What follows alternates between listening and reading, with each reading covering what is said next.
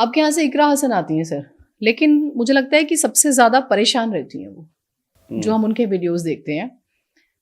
राम विशाल दास गुर्जर आप जानते होंगे, नहीं ये गुजर राम विशाल दास हाँ गौरी शंकर गौशाला के स्वामी है राम विशाल दास। वो कहते हैं गुर्जर से शादी कर लो, हलाला और तलाक से बच जाओ।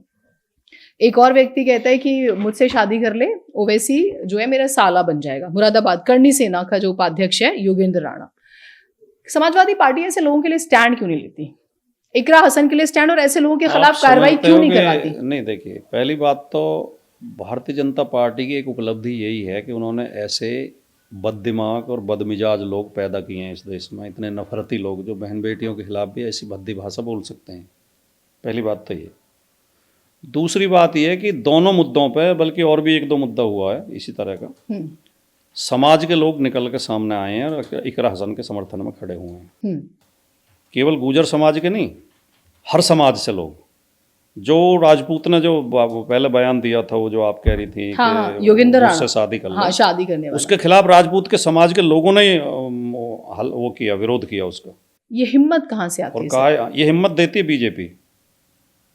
इस पर तो शर्मिंदा होना चाहिए बीजेपी को। अब जहाँ तक समाजवादी पार्टी का सवाल, मैंने खुद विरोध किया था, मैंने खुद बयान दिए मीडिया में भी, सोशल मीडिया पे भी।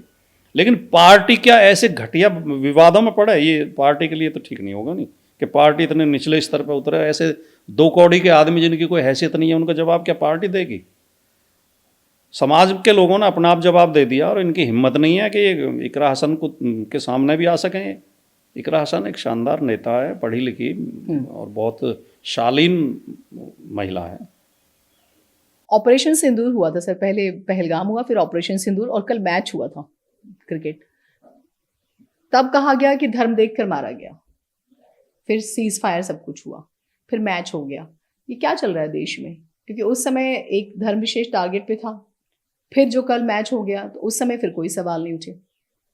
पिछले एक साल में कम से कम 10 घटनाएं, 10 या 12 घटनाएं ऐसी गंभीर और ऐसी शर्मनाक हुई हैं कि एक घटना के ऊपर प्रधानमंत्री को इतनी शर्म आ जानी चाहिए थी कि वो रिजाइन कर देते या उसका विरोध करते। लेकिन ये बेशर्म लोग सत्ता में आजकल बैठे हैं। अब जैसे ऑपरेशन सिंदूर जब हुआ तो एक मंत्री वहाँ के बयान दे रहे थे, कर्नल सोफिया मध्य प्रदेश के, कि हाँ, कि हमने आतंकवादियों की बहन से ही उनका वो कराया, विरोध कराया। ठीक है नहीं? और इस तरह की ये करते रहते हैं। कई घटनाएं ऐसी हुई हैं जिनमें सांप्रदायिक तनाव पैदा करने की कोशिश की गई है, और हिपोक्रेसी नजर आती है, दोहरा चरित्र।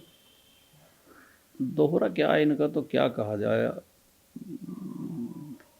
आप ऐसे बात करें, आप सीरियस ही नहीं लेते जैसे बीजेपी को। नहीं, अब मतलब ये तो तय ही है, ये तो सब देख रहे हैं कि भारतीय जनता पार्टी के लोग फर्जी देशभक्ति, फर्जी धर्म, इनका धर्म भी असली धर्म नहीं है। मैंने शुरुआत में एक बहुत गंभीर बात कही थी, उस पर बात नहीं हुई आगे, कि कोई सच्चा धार्मिक व्यक्ति सांप्रदायिक नहीं हो सकता। इस बात को मैं खास तौर से आपके दर्शकों से कहना चाहता हूँ कि इसे गंभीरता से समझने की जरूरत है।